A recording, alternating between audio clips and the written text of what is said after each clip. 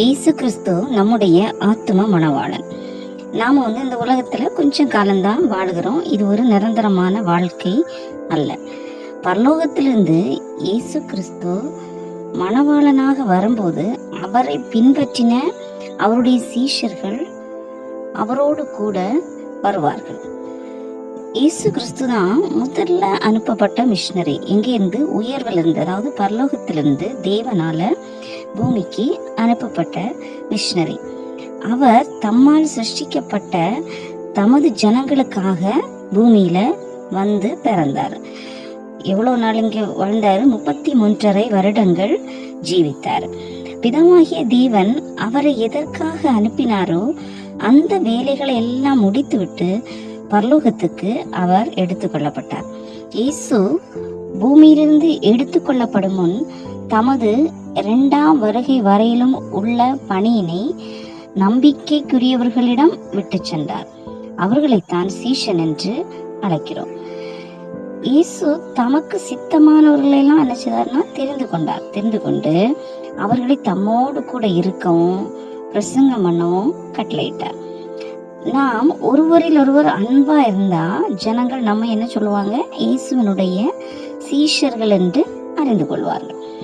சீஷர்கள் என்று சொல்லுகிறவங்க எந்த இதுலையுமே சாக்கு போக்கு சொல்ல மாட்டாங்க. தன்னைத்தான் வெறுத்து தன் சிலுவை எடுத்துக்கொண்டு இயேசுவை பின்பற்றுகிறவன் தான் யாரு? கர்த்தருடைய சீஷர். கர்த்தரை கனம் பண்ணி எல்லாரை காட்டிலும் தேவனை அதிகமாக நேசிக்கிறவர்கள் ஆண்டவருடைய சீஷர்களாக இருக்கிறார்கள். சீஷன் போதகரை விட மேன்மையுள்ளவன் அல்ல. இயேசு தமக்கு சித்தமானவர்களை தம்மிடத்தில் வரவழைத்து அவர்களுக்கு பரலோகத்தின் ரகசியங்களை தெளிவாக சொல்லிக் கொடுத்தார். ஆனால் ஜனங்களுக்கு சொல்லும்போது எப்படி சொன்னாரு? ஊமைகளாக பிரசங்கித்தார். சீஷர்கள் தேவனுடைய ராஜ்யத்தின் போதனைகளை வெளிப்படையாக சரியாக புரிந்து கொண்டார்கள். இயேசு தமது ஊழியத்தில் முதலாவது எத்தனை சீஷர்களை தேர்ந்தெடுத்தாரு? 12 சீஷர்களை தேர்ந்தெடுத்தார். அதுக்கு பிறகு 70 சீஷர்களை தேர்ந்தெடுத்தார். திரும்ப கடைசி நாட்கள்ல பரிசுத்த ஆவியானவர் ஊற்றப்பட்ட போது அவங்க எத்தனை சீஷர்களா மாற்றப்பட்டாங்கன்னா 120 சீஷர்களாக மாற்றப்பட்டாங்க. இவங்களை கொண்டு தமது சுவிசேஷத்தை உலகமெங்கிலும் இயேசு அறிவித்தார். இந்த ஊழியம் இயேசு கிறிஸ்துவின் வருகை வரையிலும் நடந்து கொண்டேதான் இருக்கும். ஏன்னா இப்போ நிறைய சீஷர்கள் என்ன செய்யிருக்காங்க? பெருகி இருக்காங்க.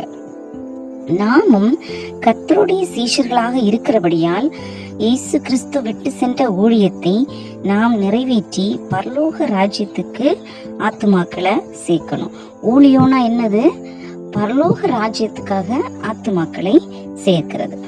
சீஷர்கள் ஏகோபித்து படகில் சென்று கொண்டிருக்கும் போது கடல் என்ன செய்தது? கொந்தளித்தது. அவங்க விசுவாசத்துல சோர்ந்து போனாங்க. நம்மளும் செத்து போயிடுவோம் நினைச்சு பயந்தாங்க. அவங்கள பார்த்து இயேசு என்ன சொல்றாரு? அற்ப விசுவாசிகளே என்று கடிந்து கொண்டார். சீஷர்கள் சந்தேகமான விசுவாசம் உள்ளவர்களாக இருக்கக்கூடாது.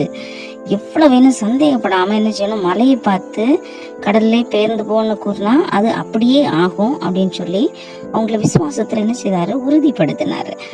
நம்முடைய விசுவாசம் எப்படி இருக்கணும்? உறுதியானதாக, கிரியைகள் நிறைந்ததாக இருக்கணும். இயேசு என்ன சொல்லாரு? அறுப்பு மிகுதி. அறுப்புக்கு எஜமான் வேலையாட்களை அனுப்பும்படி ஜெபிக்க அல்லது வேண்டிக் கொள்ள கூறினார். சீஷர்களுக்கு ஜெபிக்க என்ன செய்தாரு? அவர் தான் கற்றுக் கொடுத்தார். அதோடு நிற்காம எஜமானாகிய ஆண்டவரிடம் ஜெபிக்கவும் கூறினார். சீஷர்களுக்கு தாழ்மையை கற்றுக் கொடுக்கும்படியாக என்ன செய்தாரு? ஒரு சிறு பிள்ளையை முன்பாக நிறுத்தி, இந்த பிள்ளையை போல மாறாதவர்கள் தேவனுடைய ராஜ்யத்துல பிரவேசிக்க மாட்டார்கள்னு சொல்லி சீஷர்களில் ஏற்பட்ட ஏற்றத்தாழ்வுகளை முறியடித்தார். இப்போ ஊழியத்துல தாழ்மை ரொம்ப முக்கியம். இயேசு கிறிஸ்து அற்புதங்களை செய்யும் முன்பு சீஷர்களை சோதித்து பார்த்ததுண்டு. அவர்களின் வாய்மொழிகளை கேட்டு பார்த்த பின்பு அவர்களுக்கு முன்பாக தம்முடைய வல்லமை என்ன செய்தார்? அவரை வெளிப்படுத்தினார்.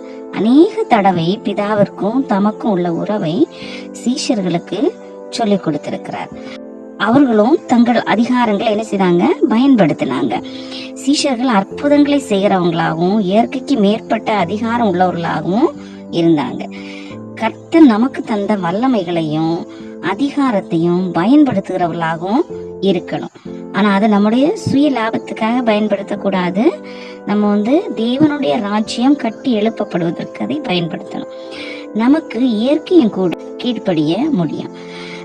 பாரம்பரிய உபதேசத்தையோ புளித்த மாவாகிய உபதேசத்தையோ இயேசு பிரசங்கியாமல் புதிய உபதேசத்தை அதிகாரத்தோடு ஒருவரையும் கண்டு பயப்படாமல் பிரசங்கித்தார். இதே மாதிரிதான் சீஷர்களுக்கும் கற்றுக் கொடுத்தார்.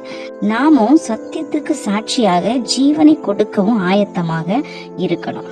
அதாவது உண்மையான வசனங்களை, தெளிவான வசனங்களை என்ன செய்யணும், நம்ம மற்றவங்களுக்கு எடுத்து சொல்லணும். இன்னைக்கு நம்ம பார்க்கும்போது வெறும் ஆசீர்வாதமான வசனங்களை மாத்திரம் ஜனங்களுக்கு போதிக்கிறார்கள். நாம அப்படி இருக்கக்கூடாது.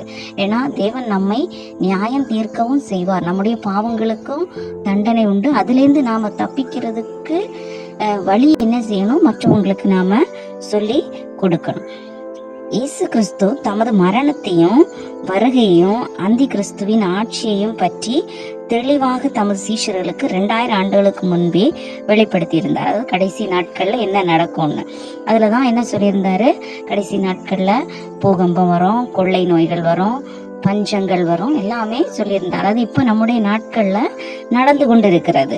இது ஒன்றும் அதிசயம் இல்லை. இது கர்த்தராகிய இயேசு கிறிஸ்து இந்த கொள்ளை நோய்கள் எல்லாம் வரும்ன்றத ஏற்கனவே தெளிவாக சொல்லியிருந்தார். மீதம் உள்ளவைகள் நிறைவேறும் வரையிலும் நாம என்ன செய்யணும், காத்திருக்கணும். சீஷர்கள் இயேசு கிறிஸ்துவை பின்பற்றுவதற்கு முன்பு எப்படியோ ஜீவித்தார்கள். அதாவது அவங்க தங்களுடைய சொந்த வாழ்க்கையை மாத்திரம் பார்த்து கொண்டிருந்தாங்க. அவரால் பிடிக்கப்பட்ட பிறகு இயேசு கிறிஸ்துவின் வாழ்க்கை சீஷர்களிடமும் பிரதிபலித்தது. அவர்கள் ரொம்ப தாழ்மை உள்ளவங்களா மாறினாங்க. இயேசு கிறிஸ்துவுக்காக அவங்க பாடுபட தயங்கவே இல்லை. எல்லா சீஷர்களுடைய இறுதி வாழ்க்கை எப்படி இரத்த சாட்சிகளாக தான் மரித்தாங்க. அவங்க தங்களுடைய ஜீவனை கூட அற்பமா நினைத்து கர்த்தராகிய இயேசு கிறிஸ்துவுக்காக, சத்தியத்துக்காக தங்களுடைய ஜீவனையே என்ன செய்தாங்க, விட்டாங்க. நாமும் இயேசு கிறிஸ்துவின் வாழ்க்கையை பிரதிபலிக்கிறவர்களாக இந்த உலகத்துல வாழணும். சத்தியத்துக்கு சாட்சியாக வாழணும். எல்லாருக்கும் இயேசுப்பாவுடைய வசனத்தை நம்ம சொல்லி கொடுக்கணும். எல்லாரையும் பரலோகத்துக்கு ஆயத்தப்படணும். நாமும் ஆயத்தப்படணும்.